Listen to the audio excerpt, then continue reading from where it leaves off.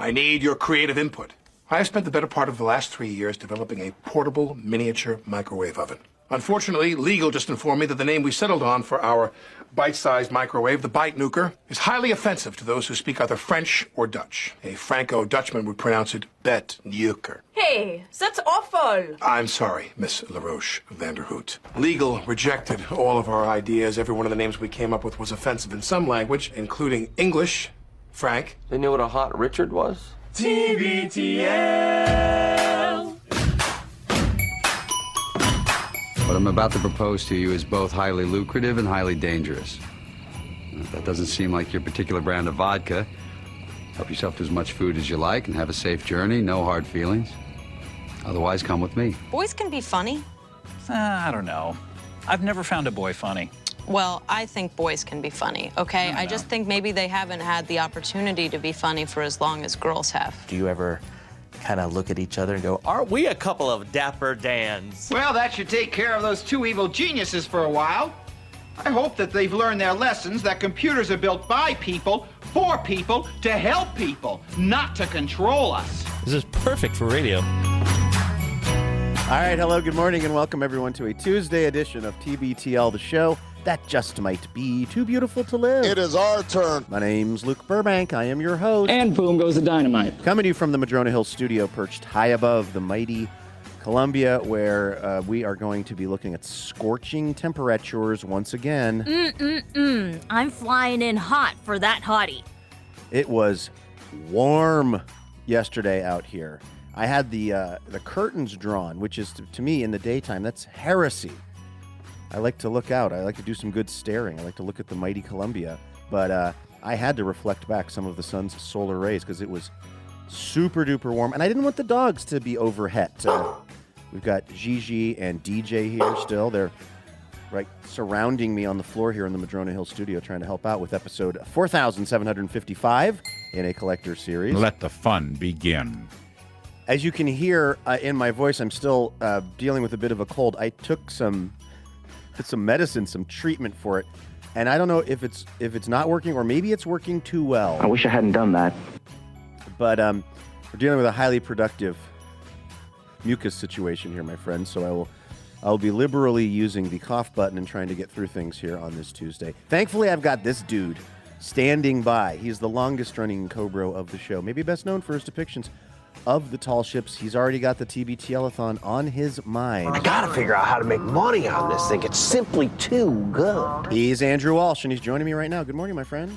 Good morning, Luke. There was something I was going to tell you about on tomorrow's show. I know we have a bunch of Andrew topics lined up for today as well. But that I accidentally texted you last night. Thank God I wasn't somehow texting. You know, you're the second person in about 12 hours that I've texted the wrong person the wrong message, and thankfully all of it was benign. That's the cold medicine right there. That's the expectorant. It's the Mucinex. Yeah. The thing I that texted you notes to myself about what I thought. I was trying to remind myself of what we were going to ask you about on today's show. But then I texted you. But you texted me. And then I had another idea. It was funny because I opened up my phone to text you about something we could talk about on the show, and I saw the notes you accidentally sent me. But all that is to say, at the risk of being a microphone hog, it occurred to me that the story I was hoping to tell you tomorrow on the show may not be told on tomorrow's show because I might not be on tomorrow's show because I may be broken down along the side of the road. This feels like something you should know about, both as a friend and a colleague who relies on me being here every day. As a fellow owner of Too Beautiful to Biz. We're going to figure this out. I told you off air yesterday that we had car trouble over the weekend. What exactly happened to your Volkswagen Golf? So I don't think this is related. I think it's just a coincidence. But on Friday, we happened to have taken it in for an overdue oil change. And there were some other like little lights and stuff we wanted to either have them fix or ask about or whatever. So I assumed that they kind of gave it a once over. I wasn't there. Genevieve ran that errand. And that was on Friday. And then on Saturday, we were driving around, had to drop off a friend somewhere. And then on the way back, I'm driving south on Aurora. I don't know why that's important, but I'm just putting you there. I'm driving south on Aurora, probably just, You're saving my voice because I'm playing hurt today. Actually, that's a good point. I mean, I have so much to tell you from the past few days. It's just how much do the listeners care? Do people care about this? No. If you want to talk, I've got 2 ears, and they're tuned to the listening station. So luckily, I am not far from home at all. Like, I don't know, a few long Aurora blocks or whatever. And is that a Springsteen song? A few long Aurora blocks. And the car, I noticed 2 things at almost the exact same time. Some sort of dash light comes on, dashboard light that says like EPC or ECP or something like that. And I don't know what that means. Because that means Insane Clown Posse. It said ICP, yeah. Actually, that means you have to drive drive your car to the gathering in Cave in Rock, Illinois to have it looked at. It said I was low on Fanta, apparently. Fago. I knew I was going to get that wrong. I was like, it's not Fanta. Is it Shasta? No, it's Fago. Anyway. Michigan specific. It is. Fago is pretty good. I do think they sell Fago at the SARS, by the way. People have been mailing you Fago. That's right. Yeah. Detroit represent. But anyway, so the car, I see this light. I have no idea what it means. It's just 3 little letters, but it is red. It's not a yellow light. It's a red light on my dash. Yeah. So I'm like, well, that's not good. And then immediately I noticed the car is sort of kind of choking out. I don't know cars very well, and it's really hard to describe this. But first of all, it's a manual transmission, if that helps. So as I'm slowing down or starting to accelerate at a light or something, like the car seems to need a lot of gas. And, I can kind of do it because I can kind of ride the clutch being a manual, so I can really ramp up the gas in order to kind of get it going, because otherwise it's going to kind of it feels like it wants to choke out on me when it's starting like a to go. fuel injection issue. Yeah, and then I looked up these 3 important letters later, Insane Clown Posse, ICP, and I made a life change, and I'm hitting the road to join the posse. Now, apparently the lights can indicate a whole bunch of different things, but it's like some sort of a warning light that it means, I don't know what it means, but it basically could be a whole bunch of different things, from your transmission to your throttle, and I'm thinking this has something to do with like throttle or gas injection, like you're saying, to a whole bunch of different things, but it's sort of a catch-all that has to do, I believe, with, I don't know, not a sensor, but basically the electronics. That's what I'm looking for. It's like some sort of electronic sensor is going off. And when I called, I finally got them on the phone, the VW dealership on the phone yesterday, the service department. And the woman I was talking to is not a mechanic. She works in the service department. She's like, oh, yeah, I've heard of that. She said, like, something like, oh, when that goes on, that means the car is protecting itself from something. I'm like, okay, so this is an antibody. Like, I don't know what's going on. My car has too many antibodies. And I said the important thing. So our shop is in Ballard, right? And I live in Northgate, and that's about 3.5 miles away, a little under 3.5 miles. And so I said, well, can I drive it there? And she said, we don't recommend doing that. We don't think that that's a good idea. And I said, so do you tow me? Do I have to just set up my own tow service? She said, yeah, you have to set up your own tow service. I'll send you some recommendations. Is it under warranty of some kind still, or I don't AAA? think so. I don't have AAA anymore because, I think we got rid of AAA when we got this car because it's the first, like, new car that we ever bought. But it is a 2017, so it's getting a little long in the tooth, as you might say. But, it's in good shape. We hardly drive it. It has under 40,000 miles on it. So, we drive it regularly. It doesn't sit there, but we don't take it, we don't drive it far. Neither one of us have a long commute into a workplace or anything like that. So all of that is to say, she said, I don't recommend driving it. She's like, if you live close by, maybe you can try, but we don't recommend it. And I didn't tell her how far away I am. And I'm like, I don't know, like close by is relative. Like, I'm not in Tacoma. You know, I don't have to take any highways to get there. It's just cross-town traffic, as Jimi Hendrix would say. James Hendrix. Exactly. So here's my plan for tomorrow. And this fits in so well with this book I'm reading about this cross-country car race back in 1909. I've always seen you as the Henry Ford of that race. Well, I'm more of a Shawmut man myself. And here's the plan. We are borrowing our friend's car. Coincidentally, starting the day our car broke down, or the day after our car broke down, we were scheduled to start cat sitting our friend's cat. And I had to write to them and say, hey, listen, we will, honor our obligation. Honor is the word I was looking for. We will honor Omerta. this. It's one thing Andrew Walsh is known for. Omerta? That's just another word for honor. Oh, really? It's like a code. It's like living by a code. I think it's a mafia thing. Oh, really? Anyway, well, of course we will do this, but like, transportation is going to be difficult getting to your house and back twice a day during this period. Maybe until we get our car fixed, is there another solution? Maybe you have a closer neighbor, or just let us know if we can brainstorm some things until we get our car fixed. And I got a call back from my friend right away who said, well, the solution is to take one of our cars. We're out of town for this period. That's why you're watching the cat. We have 2 cars. One will be at the airport, but the other one is just going to be, in the wind anyway. So why don't you just use that? So that ends up being a huge lifesaver during the past couple of days. So I've just been using Camaro Kev's car to get around. I love town. that you're driving this. What I'm not exaggerating. I believe the Saab is 30 to 40 years old. It's a beautiful car, by the way, well made. Yeah, he takes incredible care of it. But well maintained. That was the car that stopped making him Camaro Kev. He was Camaro Kev because he drove a Camaro for many years of our knowing of him, like well into his 20s and approaching his 30s. And when the Camaro finally bit the dust, he then switched to that Saab. That is the second car the man has owned in his adult life. It's wild. And that's when you started calling him Sobby Bobby, all right? It didn't never stick, caught though. on. Camaro Kev just has a certain ring to it. Oh, no, well, so does Sobby Bobby. Anyway, so It's no Mr. Ribbit. Luckily I do. Oh man. If you have any suggestions for frog pet names, send them to John Sklaroff, that's Jon good reminder. at tbtl.net. I've been getting some pretty good ones sent to the text chain, but I'm not keeping track of them. Make sure to send them to John. But anyway, so the plan for tomorrow is, first of all, I got to wake up super early, go over there, feed their cat or whatever, and then we have an appointment in the morning, pre-TBTL, basically any time after they open, which I think is 7:30 or 8 a.m. I am going to get in the old Golf with the EPC Insane Clown Posse warning on it, Yes. and I am going to try to drive chugga that thing across town all the way to Ballard. Genevieve is going to follow me in a 40-year-old Saab that doesn't have power steering anymore. And I'm going to see if Camaro Kev has text in Canada. I'm going to ask him. We've been texting. Yeah, find out what year that is. And so if anything happens to my blue car and it breaks down, then I will have to get into roadside assistance and get a tow truck and everything. And, Genevieve will be there with the Saab, and one of us will have to, kind of manage the tow truck situation and get it in, assuming I can't make it into Ballard. What do you think, Luke? Can I make it into Ballard?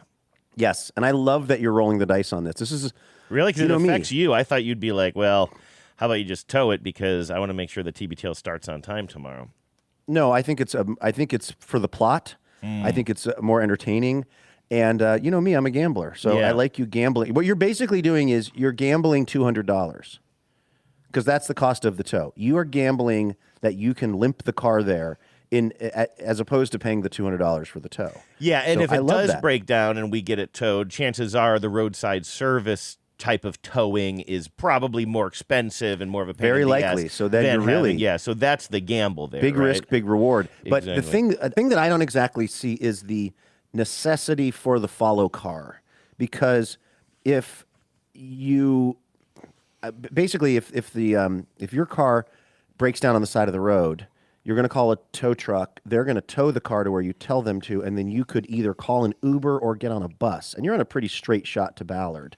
I guess it's kind of moral support, or the person, Vives will give you a ride back home when the tow truck has taken the car from you. I mean, I'm not trying to get Vives off the hook here, but I guess I feel like that's the one part of the plan that doesn't strike me as like highly necessary.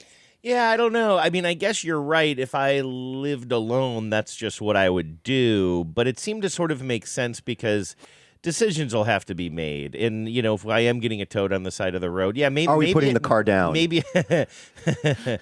The car went to live on a farm, Genevieve. Keeping the Gulf comfortable at this point. Yeah. I mean, I guess that's a good point, but I do think maybe it would be good to have somebody there. Also, it just sort of seemed that's what like a relationship it is. just sort of seemed and like the right thing to sweet. do. Yeah, and also, like, if it happens this way, then, let's just say that I break down. Well, then the tow truck can take the car. Instead of me driving or riding in the tow truck, I can get in the car with Genevieve, and we can kind of head to the Volkswagen place together and kind of explain what happened or whatever. Yeah, it just sort of seems to make sense to double team this, but we also do have the complication of, like, I don't want to leave Lucy, the dog, at home alone too long if this does become some sort of an adventure. So we are prepared for, if Genevieve needs to peel off and head home, that's fine too. But I do sort of feel like, well, you know what? You're right. I don't know. I guess the logic is we do things together. We're just going to try to figure this out. I think that's actually really. I think that's really sweet, and I don't mean that in any kind of patronizing way. And I think it not to turn this into a much more sort of large scale thing, but I think it kind of speaks to a really good way to be in the world as a couple, which is like, hey, yeah, we're on the same team, and that's just kind of what we do. And I think because of the various machinations of my life and my relationships and my divorces and periods of being with people and periods of being single, I'm a loner, I'm a rebel, Dottie. I just spend so much of my life out in the world, just getting from point A to point B, and like not because she wouldn't, but like Rebecca has literally never picked me up from the airport one time in my life. And I've landed at PDX over 1,000 times, probably in the last, maybe not really, and that's not because she wouldn't do it. It's because none of that stuff occurs to me because I'm like, I don't know, I'm just going to go do that, whatever. Like, I think my instinct would be to just go solo. But you're right. I think there's something that's really nice about being like, well, this is our car. We're in this together. And we're just going to go through this together. So I think that's the move. I do think you're going to get the car there okay, though. That's the other thing. So. I hope so. I mean, nobody really knows what's going on with it. And again, I don't know cars that well. It's weird that I feel... I wonder if it was a manual or if it was an automatic transmission, if I would still feel this way. There's something about a manual transmission that feels like you can sort of cheat it more. It's DIY a little bit. It just seems a little bit more like, well, I can just cheat it a little bit more. Like I can't, You get to decide when it changes gears versus the automatic transmission. Yeah, no, you just really totally gas agree. it up, as they say, and just kind of kind of push through some shutters and get it there. I'm not sure. So let's talk about the important stuff. So you're going to take... What is that? What's the Arco is on? What is that? 125th? Yeah. Wait. The Arco. Arco's the Arco. The AM/PM. The Tomb gets on Aurora. That's 105th. I'm sorry, 105th in Aurora. Is that what you're talking about? That's 105th. Yeah, the one the one right the near one me? that's kind of near you. It's only 105th. I live around there. Okay, yeah. so you got to take 105th, right? Because So I'm you just thinking take- about hills. I take from a- you to Ballard. okay. Now I'm just trip ticking you. No, I'm trying to relatively think- short shot. Here's what it goes. It goes, you get on 105th to Holman Road. Good, Holman good. Road goes yes. down. Does it become 35th? I'm always confused as to what it becomes as it heads into Ballard. But that takes you, basically, you keep shooting on, you go Basically, through, once you hit that Dick's Loyal Drive-In, you Heights? can practically coast. Yeah, is that Dick's Drive-In? Is that Royal Heights or Loyal Heights or something like that? Is that? I don't know if that's technically Loyal Heights. I think you have to go a little further. Crown Hill and Loyal Heights are kind of... Crown Hill maybe is what I'm thinking of. Loyal Heights is a little that more whole towards area. the water, I think. But, okay, but yeah. once you so get to... Crown This Hill, is good. through I love there, this route and then for you. this is the route where we chased the bus the that bus? had Genevieve's phone on it. This is the 40. We're basically taking the 40. And I know that this, to our listeners outside of Seattle, couldn't be a more boring conversation, but let me just explain. There's a point at which I think Andrew will be able to coast to the dealership. And it's just you got to get to Crown Hill, and then I think it's pretty much a slow descent all the way down. Now, I don't know where in Ballard My you're whole going. life Usually, is a slow descent, so it works out well. It beats a fast descent, No, which sometimes it I is feel like I'm true. on. Yes, absolutely. I think you're going to make it. I have faith in you. I agree with you that it's way better that it's a 5-speed than if it was an automatic. It gives you a little bit more decision making. And I personally am very, I got these dogs here. If you're running late tomorrow, it's not the end of the world. I'll just take them on another spin around the block. Oh, I thought you I'll meant do you would something. have them on the show instead of me, which is also an option maybe. How is that going, by the way? It's going great. My heart is full. I love these dogs so much. They're so chill.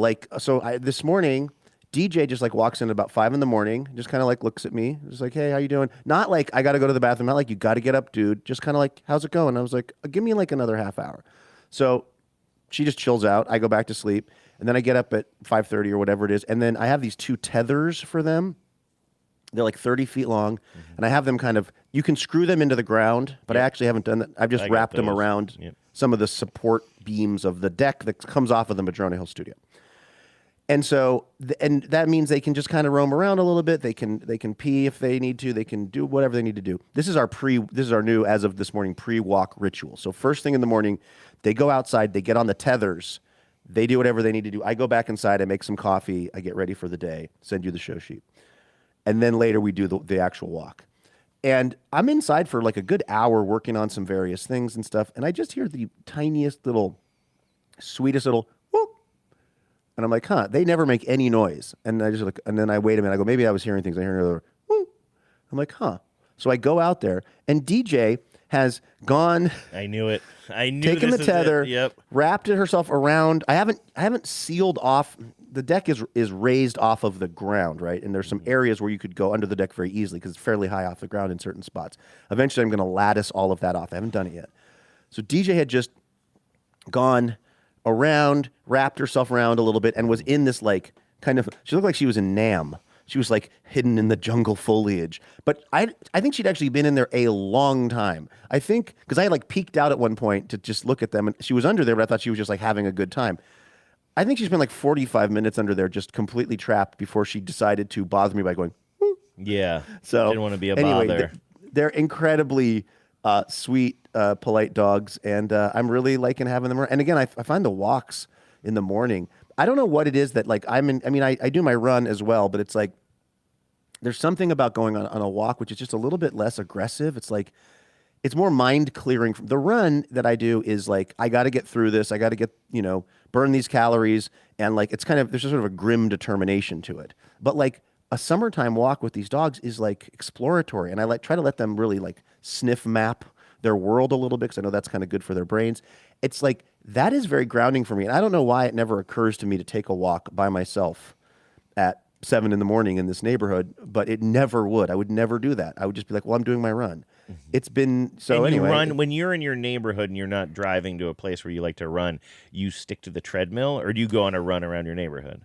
I don't really love running in my neighborhood because it's super hilly, and I'm really bad with hills. So I can't go very far before I'm going down a very, very steep hill, which means coming back up a very, very steep hill. Yeah. And they're also, I don't like there are shoulders, but there's not sidewalks. And I just do not like running on the side of almost like a rural highway kind of situation. I just don't trust people to not look at their phones and stuff. Yep. So like Scott and Tiff, Becca's brother and sister, if you remember years and years ago, they actually lived here when they had sold their house and they were looking to buy their next house. And they used to run all the time, but they're like real runners, and they do not get easily dissuaded by things like no sidewalks, but I do. So I either do the treadmill here or I go down to the lake and do my little loop. But It's all weird that is to say, it's weird that you have shame around that. Like I don't run at all. It seems like hell to me, but I admire it. And you're kind of like, oh, I'm not a real runner. I only run 5 miles I'm on saying the that sort treadmill of for or whatever. effect. Like, I don't really feel shame, but I will say that like.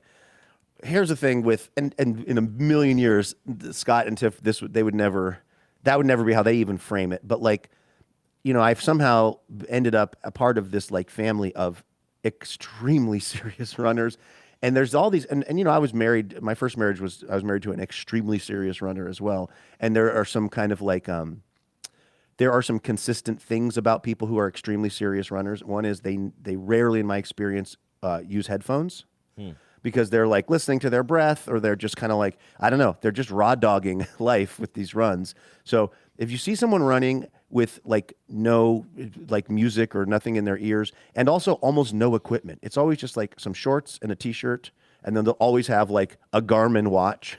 Most of these people don't use Apple Watches because maybe I don't think the calibration is to their liking. So, but good on Garmin, right? Yeah. I mean, the potential buggy around. whip of the early 2000s has successfully evolved into something where they now really good point. are the main brand for like kind of a very different, not very, but a significantly different product. Good for them. I'm not even joking. No, that's a really good point. Like, that's a very, very good point. Yeah, most of and again, I'm sure there are lots of exceptions to this, but like, most of the people that I know that are like, again, extremely serious runners, it's a very, very like daily practice for them and all that stuff. That's like a Garmin or something else that's like not an Apple Watch for some reason. It's like, because I think what happened was these people were already locked into something. This is also a highly regimented group of folks, They're already locked into something when the Apple Watch comes along and they're like, well, I'm already using Garmin, So, but you're right. That'd be like Tomtom somehow managing to stay a relevant part of the like mapping software that you use. Did you ever have, or do you ever know anyone had a little Tomtom in their car? No, I thought you were going to make some sort of a Talking Heads Tomtom Club reference, and I was interested in seeing where that was going to go. No, and in the like earliest days, like it was the first thing I ever saw in anyone's car that was more advanced than a Thomas guide, and it was this little dedicated kind of digital box that you would, I think you would maybe like suction cup it to your dash or something. And it was just like an extremely early, rudimentary, non-satellite kind of related mapping software that you would put in. And it had a screen. It had a screen. It had a screen. Interesting. And I'm looking them up, and they're still hanging in there. TomTom provides directions through its dedicated mobile apps and web planner.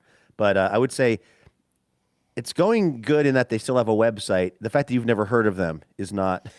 Yeah, and a web planner. I was hanging out with my friend Catherine this weekend, and Catherine has worked in tech her whole life before, like everybody kind of worked in tech or whatever. And she's always had very kind of impressive jobs that seem mysterious to me.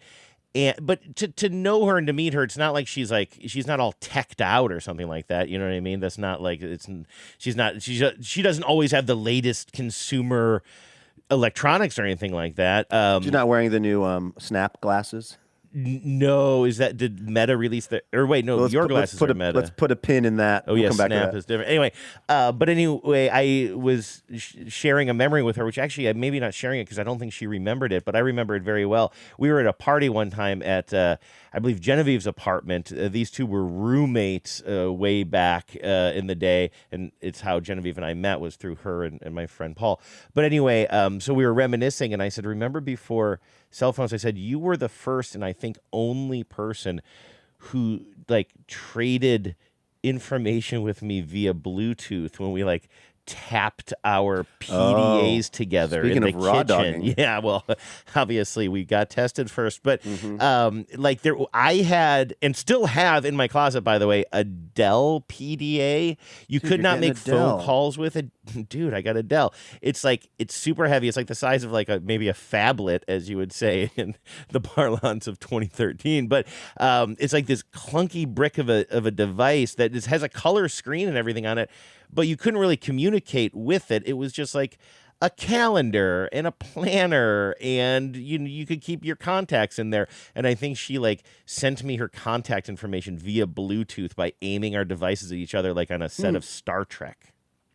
Snapchat is who makes these Specs glasses, I believe, and they are hilarious. It's SPECS, Specs. And the CEO of, I don't know if he's the CEO of Snapchat or the CEO of this particular spinoff or whatever you want to call it. He's been showing up on all the CNET and the kind of tech shows and stuff. And if you shoot them from one angle, if you go to their website, they have these very beautiful people, including, I believe it looks like it might be the basketball player Jimmy Butler. They have these really nice looking people, and the photograph is taken from extremely specific angles so that they kind of look sort of fashiony and designy. Mm-hmm. But if you look at them from the side, one of the things that people keep pointing out is that the CEO... Have you seen this? Yes, I didn't know that they were snaps. Crushing his ears. This is, and did you see the one where they set it up next to the X-ray glasses ad from the back of a comic book? No. Oh, this is so funny. If I could find it, I'll make it the show pick today. But so there's this photo of, I guess, the CEO. I didn't know that's who it was wearing these things. But somebody found one of those advertisements from the back of an Archie magazine or something from the 1960s or 70s. Oh, I wanted those so bad. That has a drawing of somebody wearing X-ray glasses and clearly using them to gaga, googa, look well, that's at why I wanted sexy them. I wanted woman. to see a naked lady. Exactly. And it's they're turned in the exact same way. I think I'm going to send this to you. It is amazing. So that's what I was seeing in that meme, where these snaps. Yeah, let me just say, this is not even nearly the worst picture. It's just the first one I grabbed off the BBC. But the Snap chief executive, Evan Spiegel, showcases the glasses at a tech convention. I just sent you a picture of, now just understand that this is the best case scenario. This is the CEO of the company. He's a nice looking guy. This is them trying to really put the best foot forward. And I mean, they look so damn ridiculous to me. These Specs glasses. With the super, super thick arms, right? Because that's where all the compute is. Yeah. So what they're trying to do, their theory is, those creeper glasses that I got from Marquee Z, the ones that are like a Ray-Ban, but you can film with them and you can take pictures and stuff. Those are all well and good, but they don't really do any compute. They just kind of, they're kind of a, light work. They're what people really want are glasses that are literally 4 times as heavy, look absolutely. They look like novelty glasses that you remember when everybody was wearing those big, giant, oversized novelty glasses. Right, like Josh Naylor, and a big giant, like a big foam cowboy hat or something. Yeah. They look like novelty glasses to me, and of course they have all this compute. But I don't know anybody who is like in a coffee shop and can't just bring their laptop or something. Like, I don't really know what the use case for these is, and my prediction is that this is going to crash and burn so bad. Just because you know me, I'm always looking for a tech solution to whatever my life problems are. So I'm actually I'm convincible I'm persuadable, as they say, on a lot of this stuff. But I'm just like, you've decided to try to make this a fully functioning ass computer in these glasses, and it's too much. We don't have the technology yet, because even the Ray-Ban ones that I have from Meta, after I wear them first of all, I haven't worn them in 3 months. You know what I do with them, Andrew? When people come over to my house, I put them on them and I play music. How cool is this? It is. I mean, the music effect is crazy because no one else can hear the music except you, but you're not wearing headphones. It's just vibrating it into your brain bones or whatever.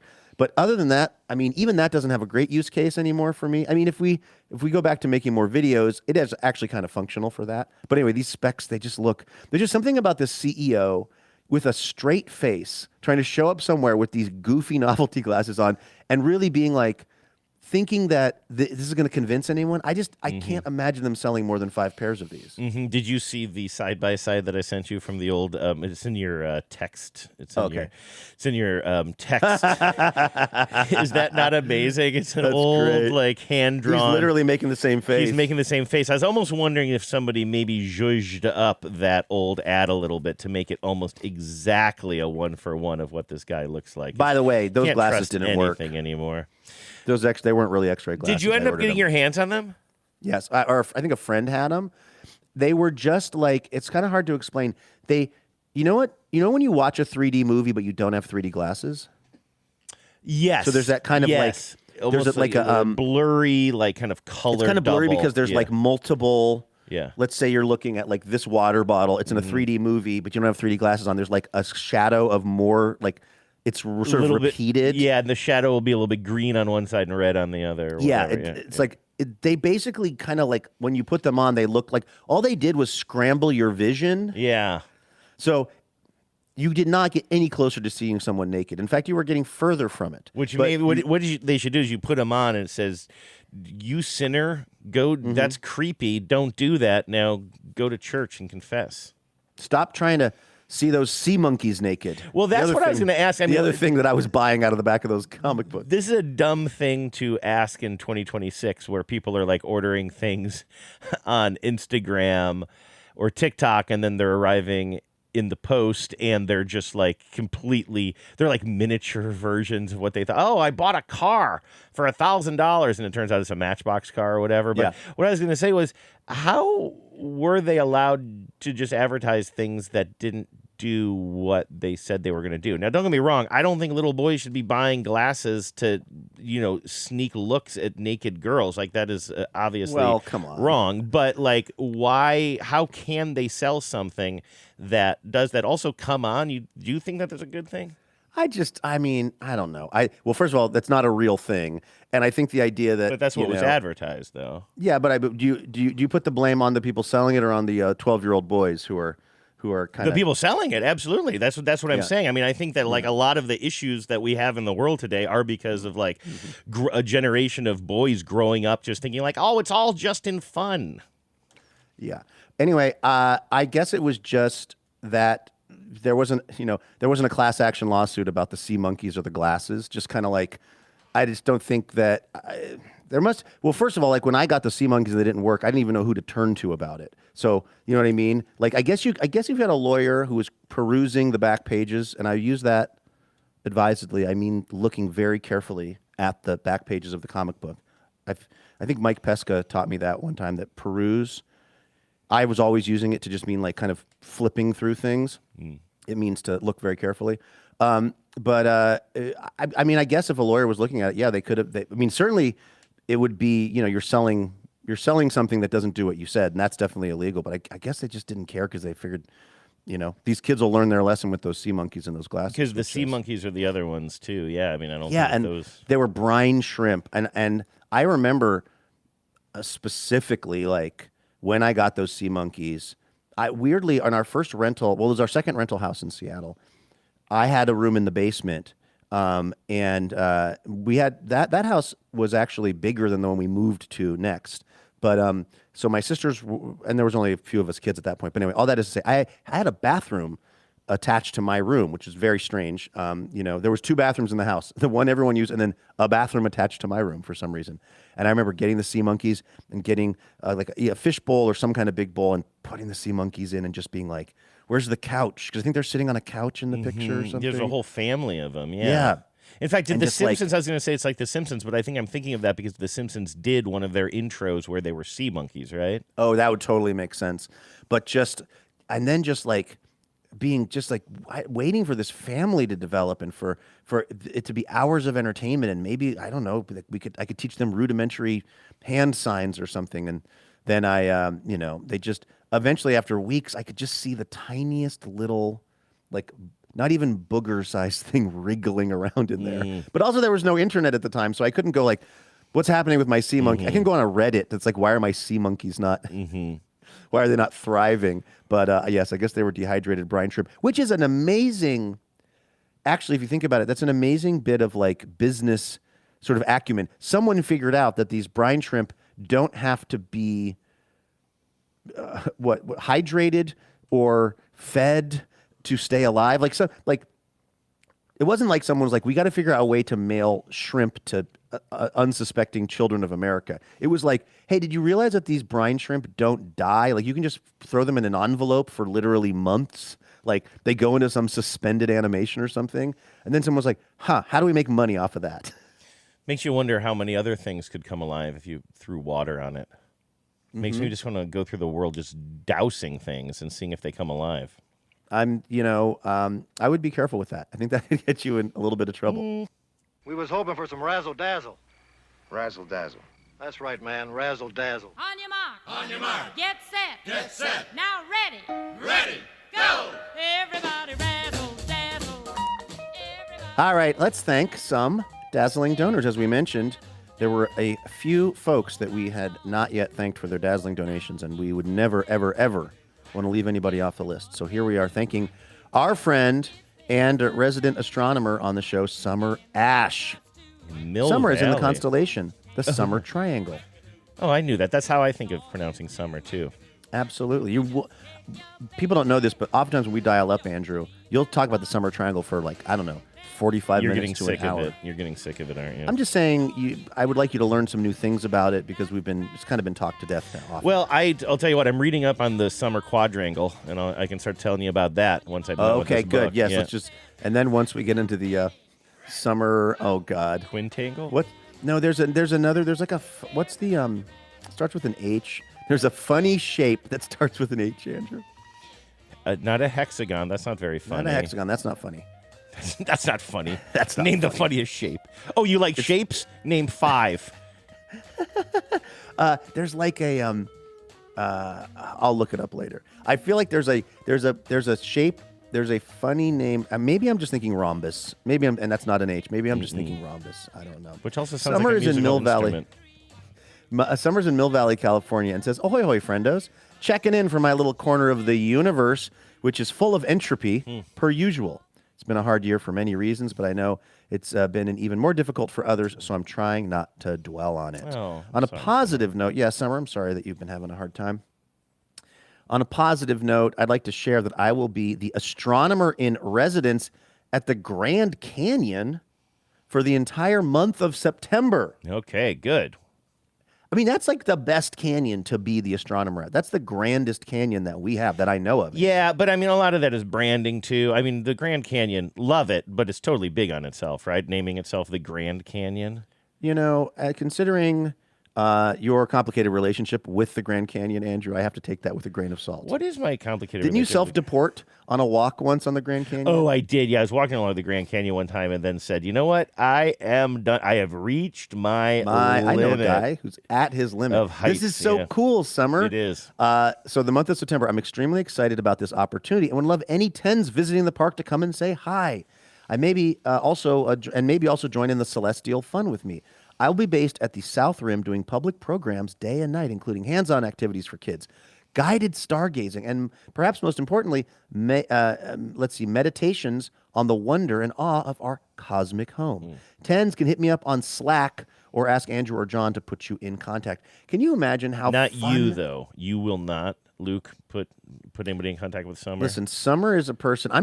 I'm just reading what Summer wrote, and also, Summer is a person, Andrew, who understands cosmology, the universe, understands cause and reaction and objects in motion, and also she understands objects at rest. Yes. And she knows when it comes to me and the emails, I am an object at rest.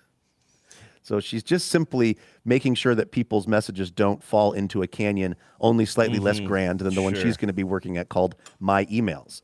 How fun would that be to go to the Grand Canyon and maybe bring your family or whatever, and then go down to the South Rim for the kind of, sort of stargazing and planetary aspect of it. And then there it is. Our friend Summer, the 10, is doing all that stuff. That's so cool. I'm looking to see where I was in the Grand Canyon, if it would be considered the Southern Rim or the South Rim, but I can't find any of Genevieve's notes. Genevieve usually puts together like an itinerary for us when we go on a road trip. We took a road trip to the Grand Canyon. It was in 2021 or something. It was, it was our 25th anniversary. It was our 20th anniversary. That's right. And it was also sort of COVID times. Things were reopening slowly, but everything was weird. So we're like, we'll go on a road trip to a place that has a lot of air. That seemed like a reasonable thing to do. Oh, sure. Yeah, but I can't remember exactly where we went. And this is where my brain is really bad. I feel bad about this, that I can't remember exactly where I was in the Grand Canyon.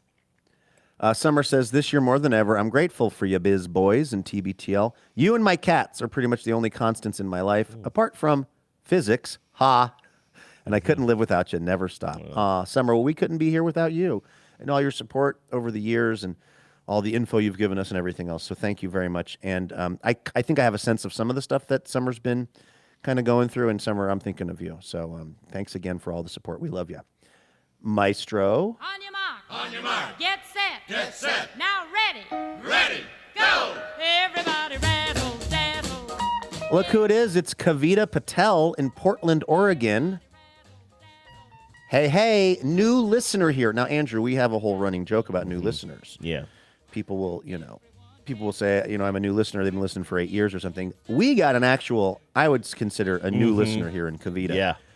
I joined during colonoscopy talk in 2025, and I haven't missed an episode since. Who'd have thought? I'm trying to think when we got our colonoscopies. Were they 2025 for both of us, or were you 2024? I know I was 2025, but I can't remember what. Might have been summertime. I can't remember exactly when mine was, but I'm just trying to figure out. I think I got mine a little before you, right? You were definitely before me, and so I'm just. Although you got a better result. Well, sort of. I don't have to go in for 7 years. You got a 5 or 10 year old. 7. I got a 7-year. You got a 3-year return. Kill for a 7. I'm probably coming up on my on my thing again. Well, actually. It's a Seattle 7. You're a Longview 3. So it's no, I'm a Longview 10. Unfortunately, no. Wait, how does that work? Yeah. I'm confused. Anyway, I wonder. It's also amazing to me that Kavita tuned in during that time and it spoke to them. Yeah. Right. Exactly. Yeah. Like that's just kind of like. I could see people tuning in and being like, interesting. What? These two guys talking about what? Butt stuff?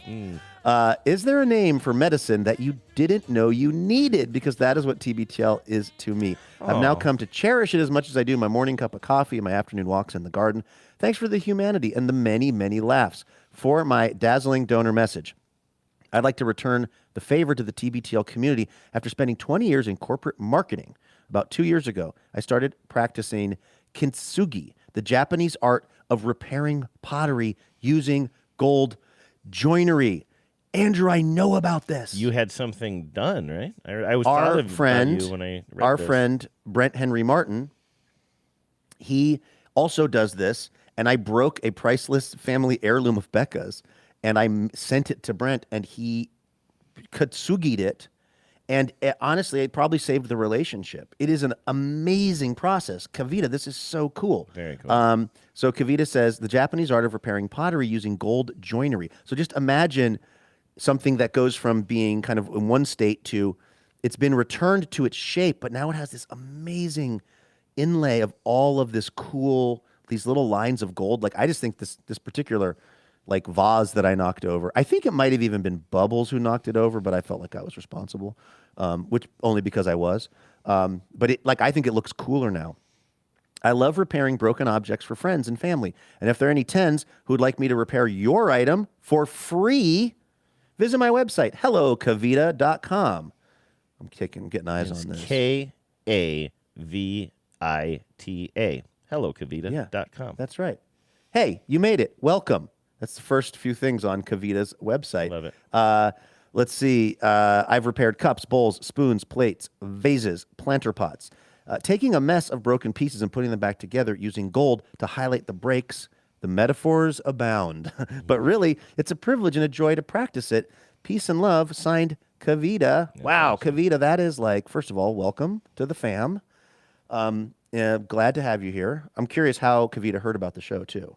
Yeah, that's a really good question. Kavita, get at us if you don't Yeah, mind. will you let us know? I'm We're doing just some market curious about research. We're that. trying to. Yeah, we figure if we had exactly. one listener a year, and we keep just doing the show for 1,000 years, that'll be 1,000 new listeners, which That'd is be pretty great big for us. That's good for Yeah. us, and we'll be up to 1,002 listeners, which is great. Precisely. Well, John listens too. He Yeah, kind of that's has to, true. so Yeah, that's yeah. like 1,003. Mhm. Kavita, thank you very much. We really appreciate you.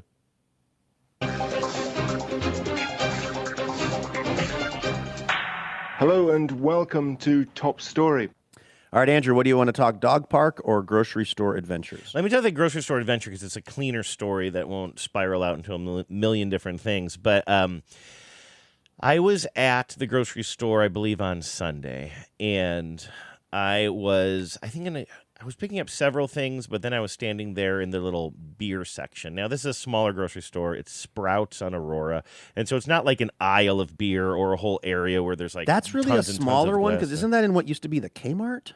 I've never been there. I don't know what used to be there. It's in, like a shopping center with a whole bunch of other buildings. I for some reason, I feel like the Home Goods is the one that used to be the Kmart, but Okay, I that don't. would I make could be sense, yeah. totally wrong about that. I don't know, but No. it's not a tiny grocery store. But I guess it doesn't even really matter. But it kind of matters for this story is if you're picturing a beer section of a grocery store, this isn't exactly typical. It's not like when you go into the Safeway and you have an entire aisle of glass doors that you open and there's like every kind of generic brand. It's like a corner of the store. Sprouts calls itself like a farmer's market, but it's like a chain of grocery stores with a good produce section and a whole bunch of other things. But it's a little bit more of a slightly more boutique experience than your QFC Kroger kind of thing.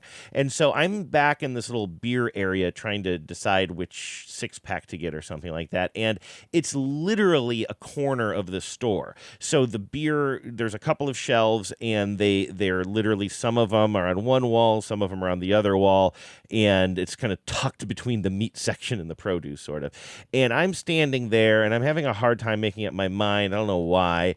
And then That's what I'm curious about. Not to delay you, but I would just imagine that you have your kind of go-to, depending on the mood you're in or what you're looking to do, that you maybe got like 3 different kinds of beers that serve 3 different kinds of purposes based on what's up. But that's not the case. Yeah, no, it is I mean, we usually keep like Coors Light in the basement fridge just to keep it on hand or whatever, which is a fine go-to for me. But I honestly, I don't know, Luke. I think I ended up getting something called a summer IPA or something. I don't drink a lot of IPAs these days, but I don't know. Maybe I was just in the mood to shake things up. I don't know exactly what. I think I was coming home to cook, and maybe I was like looking for something maybe that would be a little bit more exciting to have in a pint glass while I was cooking and things up. Anyway, so I am standing there kind of trying to make up my mind, and then there's another guy, and he's, a bit younger than me. I'm going to put him maybe 10, 15 years younger than me, and he's kind of staring at the beers too.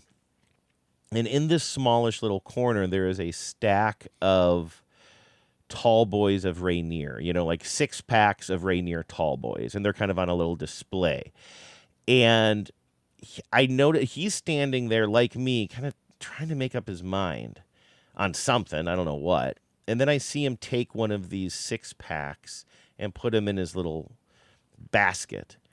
And I'm thinking to myself, those are warm. Like you're in the refrigerated section, and what I see is that there are some Rainiers, the same exact 6-packs, are also right behind this display, and they're in the cooler. Again, not a cooler that has doors, but they're like sitting there and they will be cool. And I'm thinking to myself, I think this guy is having trouble making up his mind because he wants some Rainier, but he doesn't see the cold ones. He only sees the warm ones because it's literally a corner, and this display is blocking from his view the cold ones. And I swear to you, I've never been so aware of my Dr. Rick progressive commercial opportunities. I'm literally thinking, I think this guy wants the cold ones, but he doesn't know they're there. And I really want to tell him, hey, just so you know, there's some cold ones right over there. I can see him from where I'm standing, and he can't see him from where he's standing. Small beers. It might even be my fault because we're both there sharing a space. You know what I mean? He might be more comfortable walking in front of me. Were I not there, he wouldn't be walking in front of me. So I am thinking to myself, there's cold ones over there. And then I'm still standing there for a second. I'm about to make up my mind. And then he shifts a little bit, and it changes his perspective. And I'm kind of behind him, and I see him spot the cold ones. And he takes the warm 6-pack out of his basket and then grabs the cold 6-pack. And I'm like, yes. First of all, I was right. I know my grocery store behavior so well. I'm feeling proud of that. But also, now I want to brag to him. Now I want to say, I almost was going to say, I knew you wanted the cold ones, but I didn't want to be like a guy in a Dr. Rick Progressive commercial. And then I heard myself, I'm like, that's even more Dr. Rick Progressive commercial. That's even worse because it doesn't even make sense if this person doesn't know what I'm talking about. And so I am proud to announce today, Luke, that I said nothing. For the first time. I said nothing. He went for the warm Rainiers, and I said nothing, and I'm glad I did. First, they came for the warm Rainiers. Exactly. And I said nothing. But here's the thing, though. I am now starting to wonder if those commercials have actually worked too well on you. Because I know that the whole premise, I mean, there's a whole bunch of different examples in there of, people of people who are not very old doing things that we associate with like our parents' generation. But one of those things about, I guess offering advice when somebody doesn't need it. I actually, I guess here's my question. If he had not shifted his perspective and seen the cold ones and then swapped out, if he would have just walked off with the warm ones in his pack, in his basket, do you think you would have stopped him? No, I wouldn't have. If he's walking away, I wouldn't have stopped him, no. See, that to me seems like a potentially worse outcome. Like this, I understand not wanting to be a know-it-all, not wanting to, get in people's business, but also there's like a level of helpfulness. There's a line that, first of all, I would never see you crossing it. But like, do you think that? I'm wondering if this has worked too well on you, because I think it would. Like again, it worked itself out. So that was the good news. But like, I'm trying to think of what I would tell him he had a great ass. So we could talk a little bit. So okay, so you guys were able to kind of bond over something, right? You said I wouldn't take it to the wrong place. You said smile, it's free. That's so much better. I wish I had said that. But and by the way, also that's part of it. Like if it was a woman who was looking around the beer aisle, I probably am not. Actually, I don't know. Maybe I even then would have. I'm trying to think if I was in that position and I had that thought. I think what I would have said is like, oh, in case you're looking for ones that are already cold, there's some over here. I guess that's probably how I would have phrased it. I might have even said that to somebody who was a woman, although I would have thought much longer and much harder about that because there's obviously a lot going on with that. That's kind of complicated. But like, I guess I'm just wondering, like, what is exactly your policy being in the world for when you kind of actually verbally weigh in on something or don't in those kinds of scenarios? I have to hear somebody. I think this is the case. Like, I didn't hear him mumbling under his breath like, "Damn, I wish they had some cold ones" or something like that. And if so, then I would have spoken up. Or I didn't hear him mumbling under his breath, "A pure fire will come." And That's what I get out of there. Yeah, exactly. You'll find people mumbling under their breath in the beer section of that AM PM, my bud. Yeah, absolutely. No problem. If you're looking for that, I know where you can find it. The AM PM also calls itself a farmer's market, by the way, for whatever that's worth. It's definitely a Farmer It's definitely a marketplace. Because I guess the thought is, I hear earlier Please. this weekend, maybe I was a little bit Dr. Ricky, but there were boy, this takes me to another beer section. And by the way, I didn't end up buying beer here, but I ended up visiting a grocery store that a lot of people have been telling me to visit for a while, knowing my passion for grocery stores, and it's the Town and Country grocery store. That's kind of north. Up north, I guess is that technically Shoreline? I think I would call it Shoreline. It's where I got my license renewed on Christmas Eve, and it's where I found a Chipotle that's more convenient to me. It's this little area that I've been going to. I'm so glad to hear that's still there, by the way. Which that's one? Been there for the DMV? The Town and Country. Or the Town and Country, yeah. That's been there since I can remember. Oh, really? I thought it was a newer type of thing. Well, I don't know. No, I mean I'm not. I believe you. I assumed that because it's kind of I had no idea what it was, but it's kind of an upscale, large grocery store with like a huge. I mean, it's like I was there with a friend and I wasn't buying anything, but I just wanted to do a perimeter check of the place and just sort of see what its deal is. Just get eyes on it. And I'm in love with it. I can't wait to go back. I actually ran into a friend who works there. He was arranging. He had this stick in his hand. And he was in the yogurt section as I was doing my perimeter check, and he's giving me a look. I'm like, "Oh, I didn't even recognize you." We start chatting a little bit. I'm like, "What is that stick you're holding?" It's got a little hook on the end of it. He's like, "It's how I'm organizing the yogurts." And I'm like, "What?" He's like, "Yeah, my yogurt stick. When people take the yogurts out of the front, then all of the other yogurts stay back. So I use this to sort of arrange things." And so I said, "Can I use your yogurt stick?" And he said, "Yeah." And I started arranging the yogurts. It was like, it was actually awesome. We know your next career. Yeah, absolutely. I was like, this is kind of awesome. And also, it's just a really good grocery store. Like when you go to the fish section, they have these huge, like, open-topped, huge aquariums full of mollusks and I think shellfish. I don't know if that's the same thing or if one's an umbrella term, but like it looked like just a huge meat section, produce section, a great grocery store. I can't wait to go back there. But as I'm doing my sort of loop around the outside, I'm also looking at their beer section, and they have all these like kind of I don't know, fancy beers, but all these colorful beer bottles and cans. And I'm looking and I hear these two women talking about how they're looking for something. It looks like maybe a mom and an adult daughter. I'm not sure, but they're having some long conversation. They keep pointing to their phone like, "We're looking for this one. It's Lagunitas this or something." And I go around the corner and I see that there's a whole bunch more. Said, "Let me get my beer stick." Yeah, I said, "Hold on, let me go get my friend's yogurt stick." And I happen to notice, when you go around the corner, there's a whole bunch more beer. And so I actually did go back to them and I said to them, "Hey, sorry to interrupt, but just so you know, there's a whole big section of beer around the corner too." And they seemed happy to hear that. And they were also like, "Well, actually, this is a non-alcoholic thing made by a beer company." And they started showing me on the phone. And then they actually wanted more help than I was willing to give. And then I was like, "Listen, this is my first time here. This is my first rodeo. I just want to let you know that there's more beer over there." So if I actually hear people talking about I can't find something and I happen to have an answer to it. One time I walked a woman in the QFC from the dairy aisle to the what did she want? She wanted hummus. I heard her asking another person, "Where's the hummus?" And the other person didn't know. And I said, "Ma'am, I'm heading to the hummus area if you would like to follow me." And she followed me. So I clearly am not too afraid of that, but I need to know that they need help. In this case, I was just assuming nobody actually wants a warm 6-pack of beer, but I didn't hear him mumbling anything. Here's what I see you doing in retirement. You know how I don't know if they have these at SeaTac. They probably do, but at PDX, they have people who I think might be volunteers. They look like they might be retired age people. And it's kind of like, "Ask me anything." And they got little vests, and they're just at kind of like an info booth.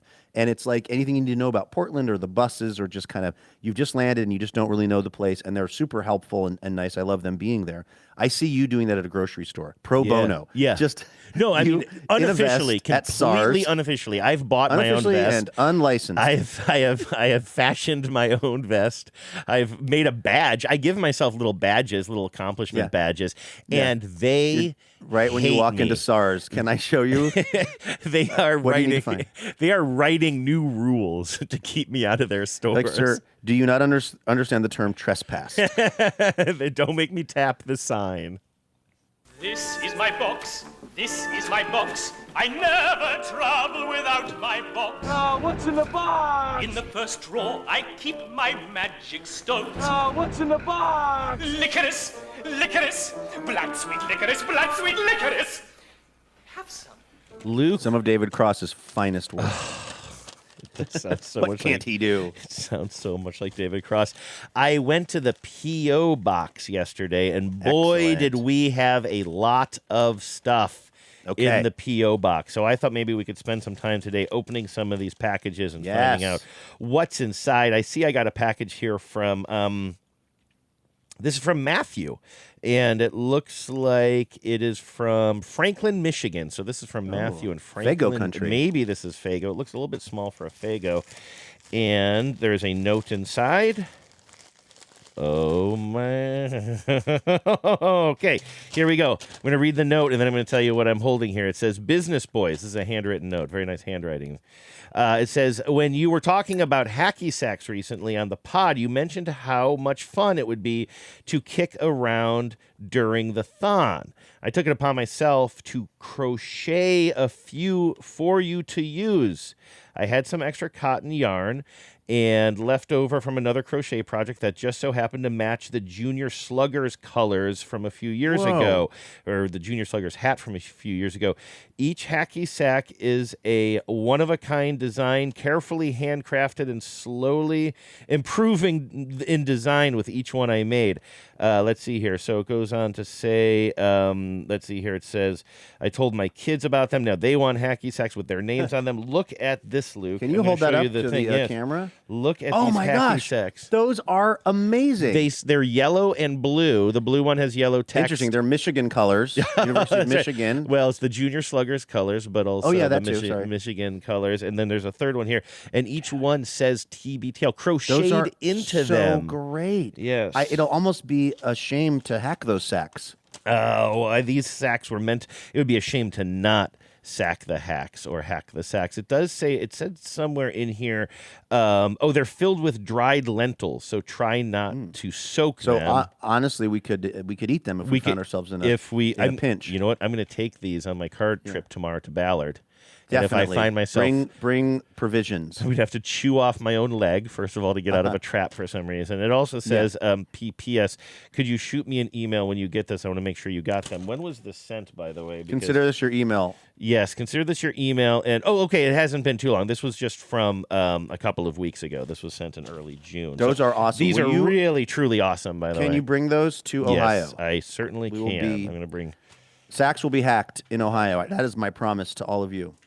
Now, I don't want to take up too much time, but I would love to get through a bunch of these. Okay. I have another one here, and this was sent. The person literally redacted their name from like the official USPS label on here. Can I hold it up to the light in a certain way where I can see their name through the redaction?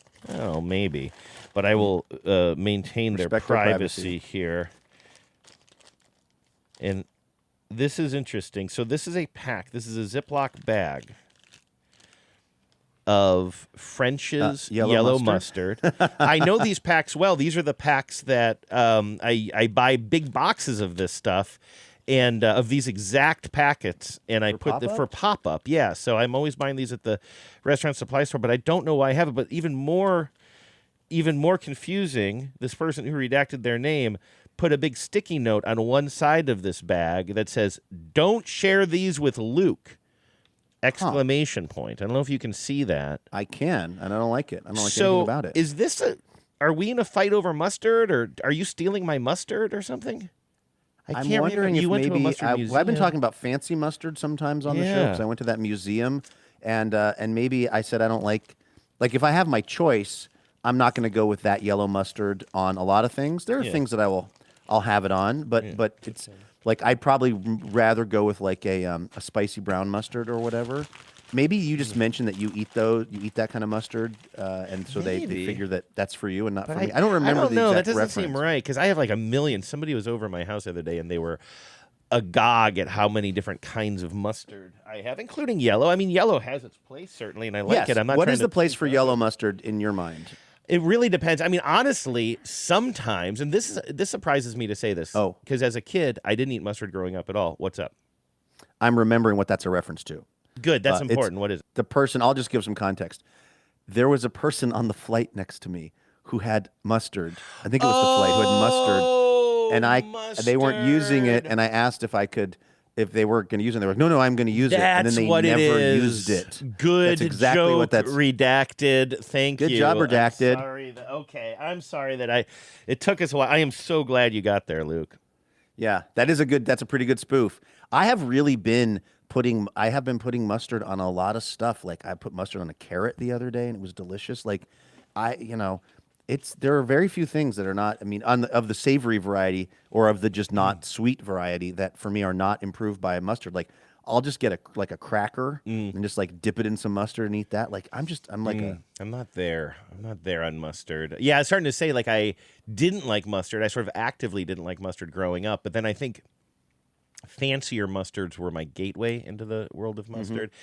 I don't think I would. Well, there was that one time that you were in what was it, like a Rolls Royce, and your chauffeur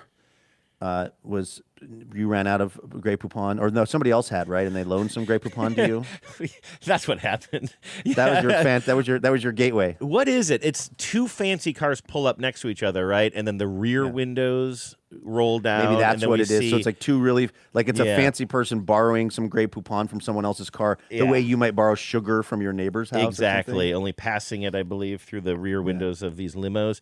But anyway, yeah. So it's just to go back to the yellow mustard thing. I think that would have been pretty low on my list at one point. But honestly, there are times if I make myself like a turkey sandwich on good bread and lettuce, tomato, and a little bit of exactly this like French's yellow mustard, that's pretty good. I mean, there are other mustards I could play with there too, but a yellow mustard there, a plain yellow mustard, actually works out well there for me. I think with like certain pretzels, I would go with a yellow mustard. Oh, certainly, yeah, like a big. Yeah, like a soft pretzel. Yeah, like if I'm on the streets of Philadelphia, if I'm inside a Bruce Springsteen song, when I was growing up, my mom was always the best soft pretzels in the world. You get them in Philly. I don't even know if that's true. It's probably not. It's probably like New York or something. But I was just raised knowing that Philadelphia was associated with tasty cakes, with cheesesteaks, and then with really good soft pretzels on the street. I'm not a big soft pretzel person. I like pretzels. Soft pretzels don't come into my life all that often, but I have some fond memories of down in South Lake Union. Who's the I can't believe I'm blanking on his name.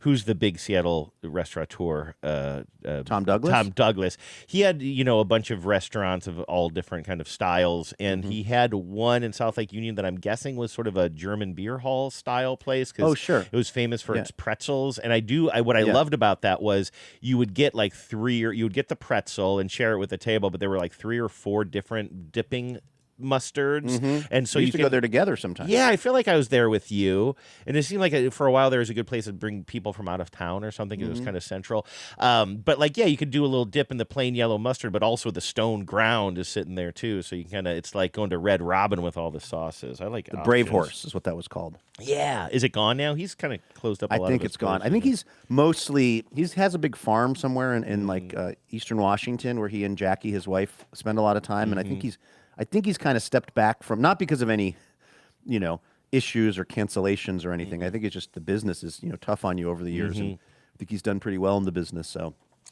all right. I have a couple more things here. In this one, I don't even know if I'm allowed to say this, but I'm pretty sure this was just from our friend Eric, who lives in Edmonds, as identified in this note. But you'll see the package itself, Luke, was not actually shipped or mailed. I believe Eric works in the post office where our P.O. box is. So he just wrote this note, typed it out, coming printed from it, inside the post office, wrapped the note around the object, and just slipped it in my P.O. box, which I think that is so cool. Like, by the way, he's just slipping me notes. He's just slipping me notes. So illegal. Eric, if you get any trouble for this, I will cover your legal fees and whatever postage is due. I love that we have a listener either in that post office or with access to that post office. Keeping an eye on things for us. It says, "Hey, Andrew, we're still cleaning out my father-in-law's storage." Oh, I think Eric sent some some baseball cards our way a while back. It says, I found another gem for you. Here it is. I previously sent you and Luke old Mariners baseball cards and Husky football cards that you seem to enjoy. I do love that. When I found this, you immediately jumped to mind as the only person I know who lives at the intersection of Mariners and TV commercials. So please enjoy the crack of the bat, the roar of the crowd, and some very terrible acting by retired Mariners. Power out Eric and Edmonds. And look at this. This is still sealed in its cellophane. An FSN branded, I'm saying that just to date it for you, Mariners Classic Commercials Volume 1, I'm assuming DVD. I bet you some of those are pretty good. What's it say? Here's what it says on the back. Let's see here. First of all, it says, don't forget to be in attendance on Friday, August 28th, as the Mariners host Kansas City Royals. The first 20,000 fans will receive Mariners Classic TV Commercials Volume 2. So this must have been a giveaway. Yeah, sponsored by FSN, which was the network that the Mariners were on before they started their own Root Sports Network, which was kind of a while ago. Luke's got a spittoon over there if you heard that, by the way. It was Fox Sports Northwest. Yes. It says, during the last 15 years, Mariners players, managers, and coaches have starred in 100 humorous television commercials. Humorous always sounds like a sort of a faint praise. Yeah. Was it funny? Well, I'd say it was humorous. Certainly humorous. Now, the thing I was going to say is, depending on what era and who was in charge of those, they might actually be pretty good. My buddy Ben Steele and my friend Jim Copacino, they were involved, and I think even... a couple other people I know worked on. I think Gerlitz might have worked on some of them. The Mariners commercials in the early days of when the Mariners decided to like kind of get funny and edgy with their commercials, they were genuinely good. Yeah, they were at ESPN, like national news and everything. It was like, because they were the first team. I don't know if other teams followed suit or not, but like there was this golden era of Mariner commercials where they were like just legit funny little pieces of content, pieces of entertainment, and it was like, you'd wait all year for them to put out the new commercials, and then eventually it sort of started to run low on ideas, and then I think the Mariners brought it in-house. Oh yeah, I think it's all in-house. I think it's been in-house for some number of seasons, and now they just feel like kind of a little bit of the pale shadow of what they started out as way back in the early days. So depending on what era, like who's making them. And keep in mind, this is a retrospective. So this is like it says this is the first 50 commercials or something that were made. So I'm guessing honestly, I bet stuff. you wouldn't necessarily, other than Ken Griffey, you might not know everybody in there, but I bet you I'll bet you it's got the Edgar commercial though. I'll bet you it's got a light bat. Exactly. So I'll bet you, that's a lot of fun. I got to see if I can get my DVD player to work here. But I was just cutting out Eric's note so I can attach it to the DVD, because I don't want to. Sometimes I save these things, but then if I can't find the note that came along with it, and I don't remember who sent me what. Speaking of Mariners, by the way, this is a cool, looks like kind of hand-drawn, artistic Mariners 2026 season schedule. That looks like it's made by maybe a local artist. There's a sticky note on the back that says, "Hi, Too Beautiful to Live. This is a gift from your listener, Adam Oaks. Go M's." I think it's Oaks, O-C-H-S. Is that how? Yeah. And then it's signed GinaWeinbrandt.com. So I'm guessing Gina Weinbrandt is an artist who has made this. I will bring this to Ohio too, and we can share it. I don't think it's fair that I keep everything that is sent to us by the listeners, Luke. So you could certainly not the Mariner stuff. I want in on that. I could look at that. Look at Rico Riz makes an appearance. Rico Riz. We got Humpy in there, the salmon that always loses the races. All right, so I will bring this to Ohio, and you can hang. Will you hang this up in your studio? Absolutely. Thanks, Adam. Thank you so much. And finally, one last thing here, Luke. Can you still hear me okay? Got a big box here from Amazon, and I opened it up, and what is inside but not one, not two, not three. Oh, wow. But 4 packages of fast turnaround. Goldfish original Goldfish flavor. You remembered. Goldfish snacks. I got 4 bags of these things, Luke. We got wow. We got a bag of pretzel rods, my favorite kind of pretzel. Some men thirst while others drown.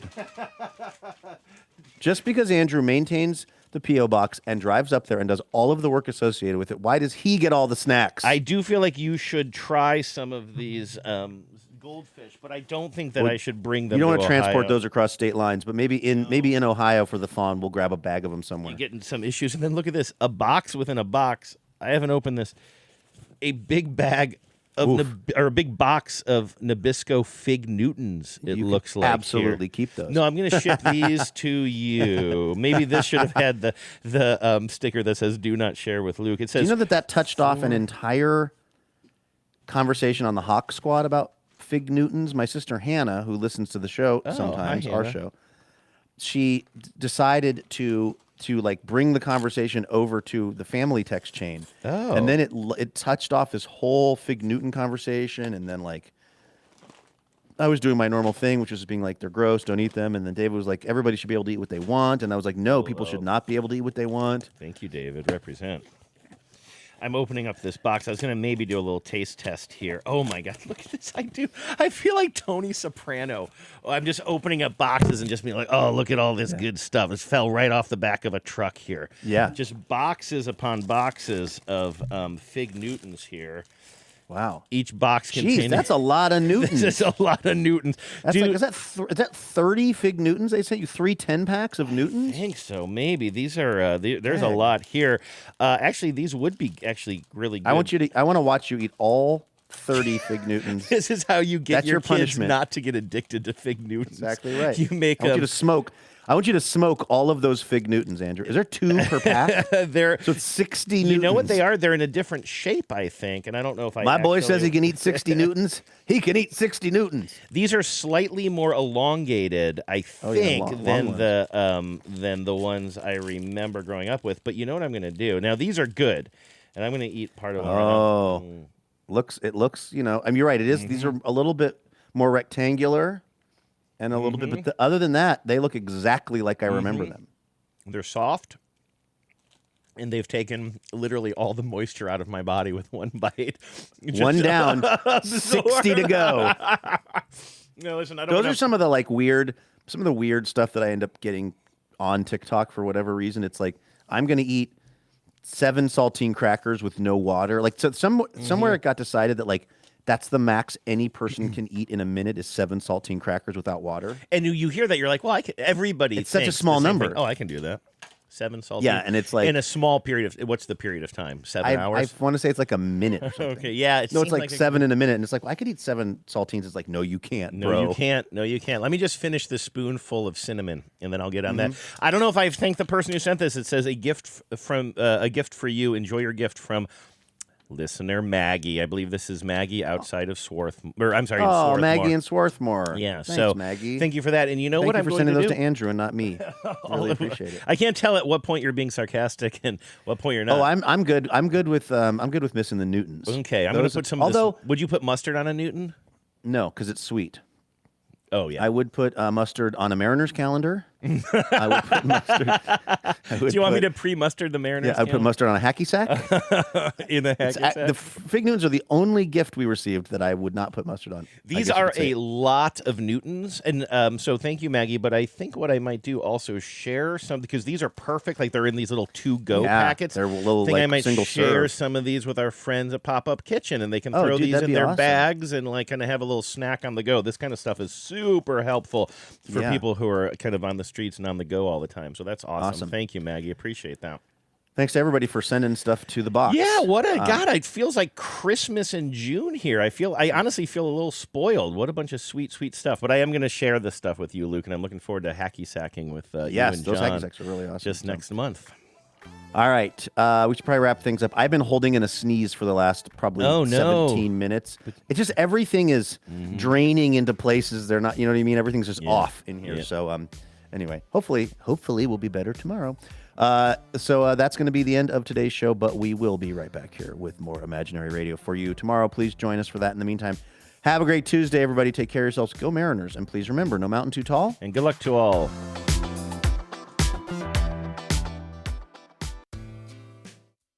Power out.